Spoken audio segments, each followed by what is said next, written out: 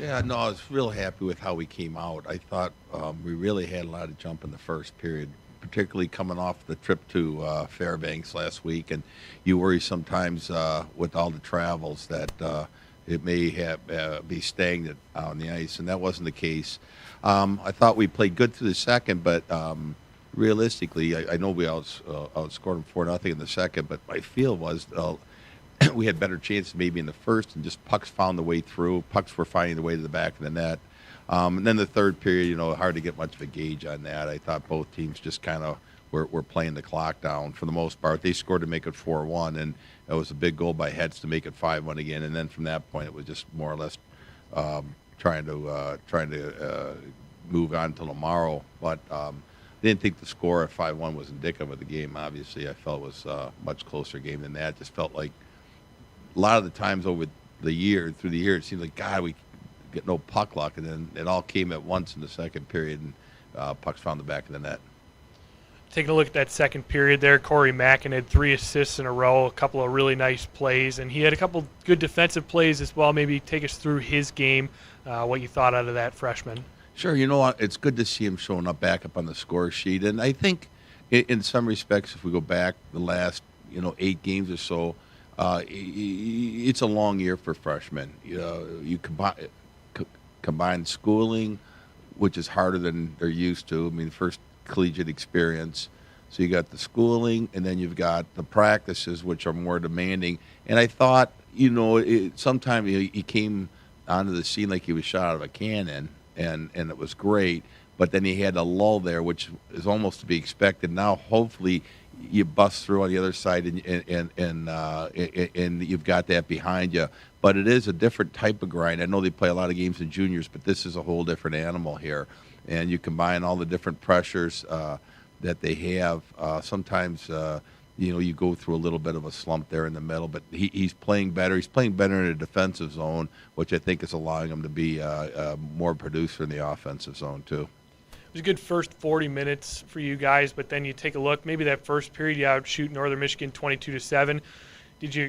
Was there anything in practice this week that maybe led you to believe you guys are going to have all that jump coming off of a long Alaska trip home, and maybe just was that something you expected this week? No, it wasn't. I didn't know what to expect coming off that trip, and it was good to see that we did have a lot of jump. But it's different. Like when we go to Olympic sheets, it takes us a while to adjust to the different confines. For a team sometimes like Northern, they come to a different sheet like ours, where pretty lively boards, a lot of pucks. It bounces around differently here. There's a lot more action around both nets, and I think to some extent it played into our hands. I don't think they've played here a lot over the last few years. It seems like we've been there a lot. So it takes a while to get used to it, and to some extent I think we were the beneficiaries of their unfamiliarity with our ice surface. Another guy that's had a hot couple of weeks, Brandon Anselmini, another point tonight, and a guy that's got 9 points in the last 9 games in the blue line for you. What'd you think of his play back there on the back end? No, I thought he played solid. I thought I like his game right now. I think as long as he minds his defensive end of the game, things are going to be really good for him in that he'll get his points. But sometimes as a defenseman earlier, I thought he chased points a little bit, and when you do that, they don't, points run away from you, and then it hurts you in the defensive end. But he, obviously good game, and he's playing better at both ends of the rink right now. Again, a 5-1 victory for you guys over the Northern Michigan Wildcats, but you got to see them again tomorrow night. And like you said in the postgame with the guys in the locker room, hey, scoreboard's back at 0-0. What's the key to getting another 2 points out of this series tomorrow? Well, you're right on. The scoreboard goes back to 0-0. There's not much that differentiates these two teams. We played them earlier in the year. We won on Friday night by a goal. We lost on overtime Saturday night. So, you appreciate this game until tomorrow morning, and then you turn around and realize that we've got to play good hockey right from the start. The game is going to start out 0-0 again, and it's right back to it. And there's no carryover from tonight's game. If anything, we're going to look at a much more determined Northern Michigan team that, there's no way they're going to want to turn around and not come away with some kind of points for the weekend. So, it'll be a big game for both teams. I think we played really well. I think we're pretty hot right now, and we just kind of have to keep it rolling. Everyone's working hard. We're getting to the net and kind of focus on D zone, which is creating more offense than we used to. So we're hot right now. We just got to stay hot. Corey, that's 3 assists in a row, 3 consecutive goals there in the second period, fueled you guys to victory. And what were you seeing in the offensive zone? You had a lot of really great passes tonight, set up your teammates. Yeah, I mean, they were play one-on-one down low, so kind of if you curl in the corner, you kind of get open, and then I was kind of just finding guys, and they had really good shots to finish the plays. You had a couple defensive zone plays as well. There's a wraparound came in there, and you were able to block the chance away before it got to Smitty. And one of the things head coach Bob Daniels has wanted you to work on is, I've heard, is your defensive game, and you had a pretty good one tonight. And is that something you've been focusing on lately? Definitely. I know I definitely need to work on D zone, and he's been letting me know, and I'm just kind of focusing on that, and I'm pretty happy about my play tonight in the D zone. You had an assist on Drew Dorantes' goal as well. You've been playing a lot with Drew Dorantes, who's here, just getting ready for the press conference. And is that chemistry working for you guys still? I know they put you together just before the Christmas break, and it's really been working.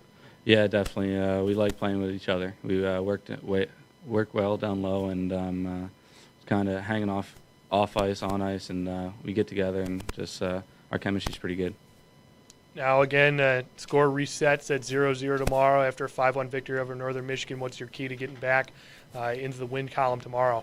We just kind of have to figure it out tonight, know we're on a roll, and just kind of keep going, work hard, and focus on the D zone because that's what's helping us now. Drew, goal and assist tonight, and last time he scored a goal was against these same Northern Michigan Wildcats, and consecutive game winners for you against Northern Michigan as well. And you like playing against this Northern Michigan team? Apparently, yeah. But it helps when you play with guys like Corey Mackin, Kenny Babinski. Those guys just know how to pass the puck, and basically if you find an open area, they're going to hit you. So fortunately that shot went in, but they've done a good job all year of making plays, and I'm really happy to be playing with them. Well, you got Kenny Babinski on your line, and a lot of the year it's been you with Corey Mackin and Tyler Andrew. And what was the difference in having Kenny Babinski on that line returning to action tonight? Tyler Andrew, he's great down low. He's a big body presence, so when he's throwing the body, he's good at causing turnovers, and we try and hop on the puck and get the puck to the net. Kenny likes to hold on to the puck a little more in the O zone, and as you can tell, he's good at swirling back and forth and kind of breaking the defenseman. And he hit Corey in the slot today. He's found me a couple times, and he's really good at just creating offense for the line. Come out of that first period leading 22-7 in shots, go into the locker room maybe a little bit frustrated because their goaltender's having a good night. And what's one of the things you guys go over and trying to make sure you keep your feet on the gas? I think you just stay calm, take it one period at a time. You kind of come in the locker room, think about what you did that period, what you could do better. And I think fortunately we just kept putting pucks on net, and in the second there we popped quite a few, and going into the third it was the same mentality, just staying on it, foot on the gas, and really not trying to say too much, just going out there and having some fun.